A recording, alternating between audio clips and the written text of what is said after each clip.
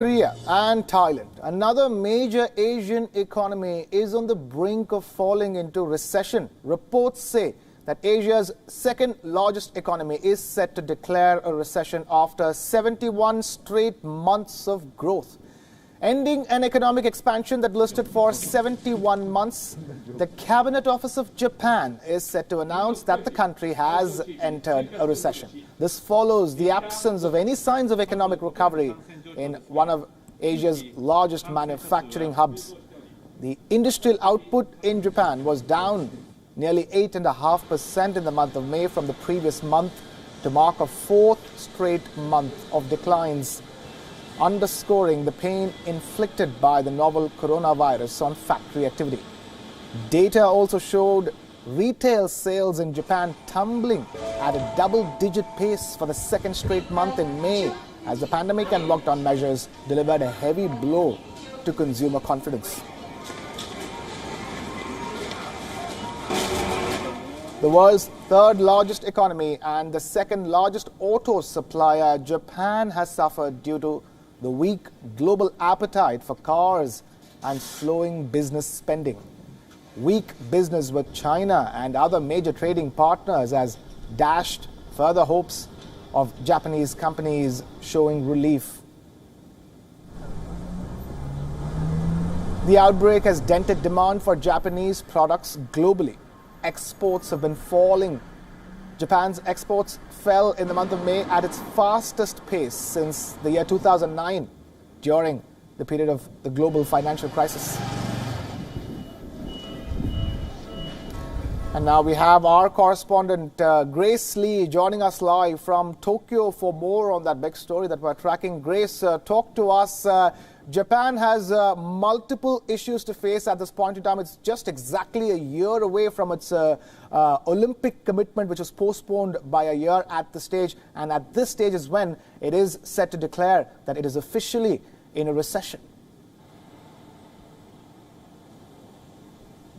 Yeah, overall, the outlook isn't great for Japan, and the pandemic just came at a very bad time for the country. The economy was already hurt by the government raising the consumption tax to 10% late last year. We also saw Japan suffering from the sidelines of the U.S.-China trade war. There were multiple natural disasters that also hurt the economy, and now with this pandemic, we are seeing Japan suffering quite a bit. At the same time, the Olympics has been a huge hit for them in their pockets as well. We saw that Japan spent billions of dollars to try and get the ball rolling. Now that it's pushed back, that's going to cost them another $2 to $6 billion.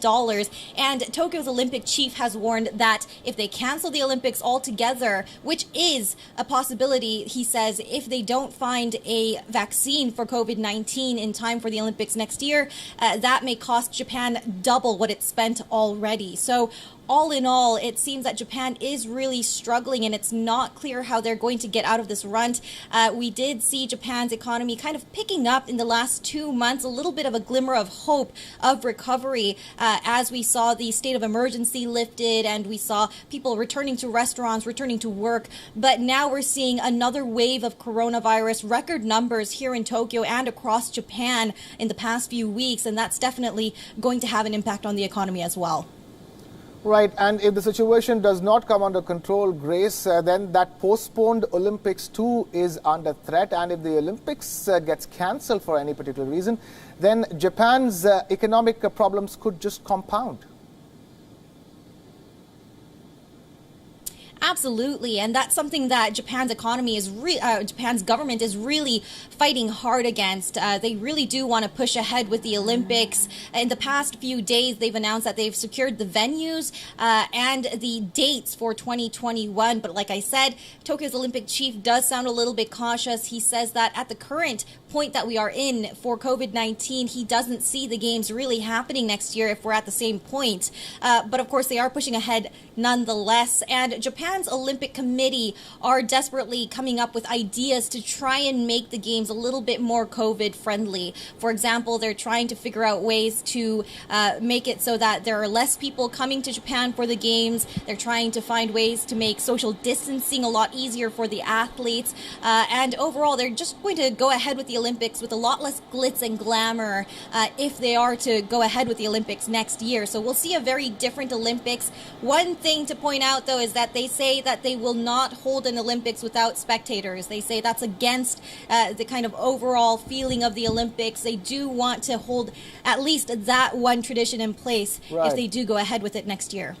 Grace, talking about Japan's economy, which is officially in a recession, help us understand what's the kind of stimulus measures that have been taken by the Japanese government and how effective or not they've been so far.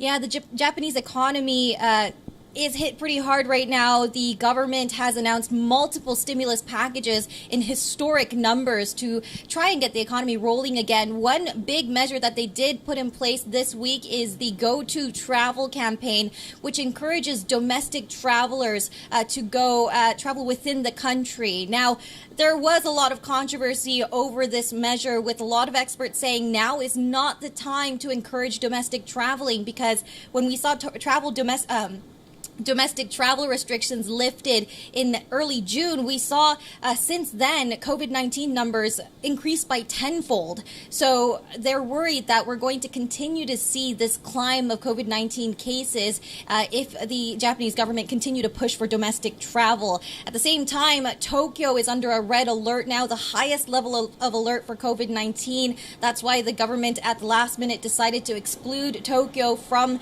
that campaign as well. That drew a lot of anger and criticism from Tokyo residents. So all in all, it seems like the government is trying to find ways to fill the holes, especially with the big travel ban that's in place right now.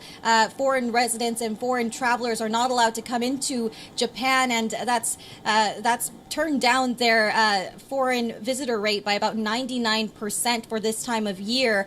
So they are trying to encourage domestic traveling, but so far it's not going well. Grace Lee joining us with that live ground report straight from Japan's capital, Tokyo. Thank you, Grace, for being with us here on the broadcast.